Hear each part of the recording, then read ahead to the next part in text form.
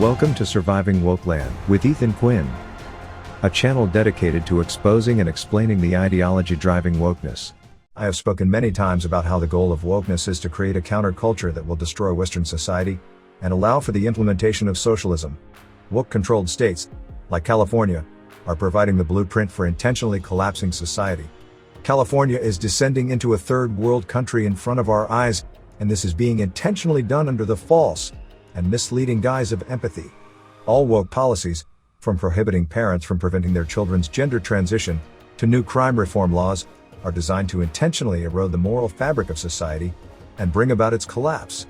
We can see this in action by looking at the effects of two changes to the law in California that effectively make shoplifting legal. While woke advocates argue that shoplifting is a minor offense that is committed out of necessity.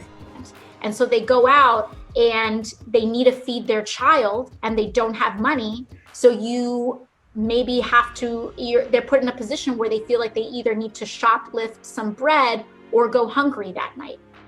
The problem with this false and manipulative narrative is that once you begin to allow crime, and even excuse it, where do you draw the line?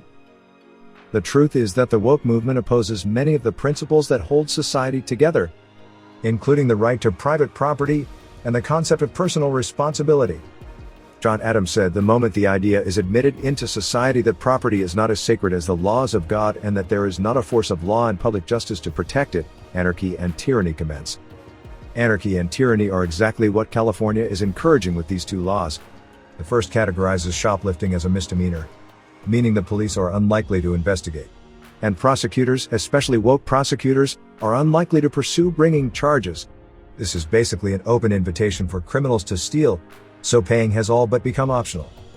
The second is Senate Bill 553, which prohibits employers from instructing their employees to stop shoplifters. While this bill is presented as a way to protect staff, it is, in fact, nothing more than a direct assault on private property rights, one that incentivizes criminals. The results of these laws are clear. Shoplifting has spiraled out of control, and far from being a minor offense, shoplifting has the potential to erode both the economic and moral fabric of society. Let's look at some of the effects of allowing shoplifting. First, let's consider the economic impact. Losses for retailers. Shoplifting is not a victimless crime. Retailers suffer substantial financial losses due to stolen merchandise. These losses, often referred to as shrinkage, force businesses to increase prices to make up for the lost revenue. This, in turn, burdens law-abiding consumers with higher costs for their purchases. Job losses. The economic consequences of shoplifting extend beyond just higher prices. As businesses struggle to maintain profitability amidst rising theft rates, they may resort to cutting costs, including employee layoffs. Unemployment rates rise and communities suffer from the resulting economic instability. Reduced investment. When a community is perceived as being unsafe due to high rates of shoplifting, potential investors and businesses may shy away from establishing or expanding their operations there. This lack of economic growth can hinder development and prosperity in affected areas. In addition to the economic impact, there is also a social impact. Moral erosion.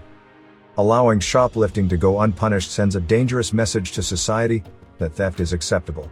This normalization of dishonesty erodes the moral values upon which a just and equitable society is built. Individuals, especially young people, may come to view theft as a viable option, leading to an increase in crime rates overall. Disincentive for personal responsibility. A society that doesn't hold individuals accountable for their actions fails to encourage personal responsibility.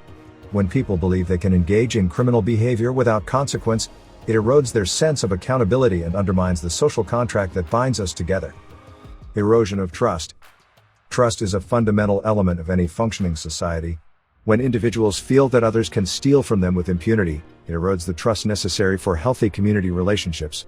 This mistrust can lead to social fragmentation and increased conflict. The domino effect. Allowing shoplifting to go unpunished is not an isolated issue. It sets a dangerous precedent that can lead to a cascading series of problems. When minor offenses like shoplifting are not addressed, it emboldens criminals to commit more severe crimes. This can lead to a surge in other criminal activities such as vandalism, robbery, and even violent crimes. Social empathy versus personal responsibility. A dangerous concept in woke ideology is that some groups of people do not have to be held accountable for their actions. They are branded as victims, and as victims, anything they do is excused as a result of their oppression. Woke ideology substitutes personal responsibility for these groups with false, limitless empathy. This false empathy, in which these groups must be validated regardless of their actions, is nothing more than an attack on the concept of personal responsibility. Empathy involves understanding and sharing the feelings of others, but it should not be used as an excuse to absolve individuals of the consequences of their actions. Personal responsibility is the cornerstone of a just and functioning society. It requires individuals to be accountable for their behavior and choices, including the decision to engage in shoplifting. While shoplifting may appear to be a minor transgression, its unchecked prevalence can have dire consequences for both our economy and the moral fabric of society. The economic impact of lost revenue, job losses, and reduced investment can stifle growth and opportunity. Moreover, the erosion of moral values, trust, and personal responsibility can sow the seeds of societal collapse. That's a wrap for today's video. If you found this exploration of wokeness enlightening, please share this video. If you have thoughts or experiences to share, kindly leave a comment below. You can also support this channel by downloading my book, Ministry of Truth: How Propaganda Fuels the Culture War. And please join me every Tuesday, Thursday, and Sunday as we learn how to survive Wokeland together. Until then, this is Ethan Quinn saying, stay free.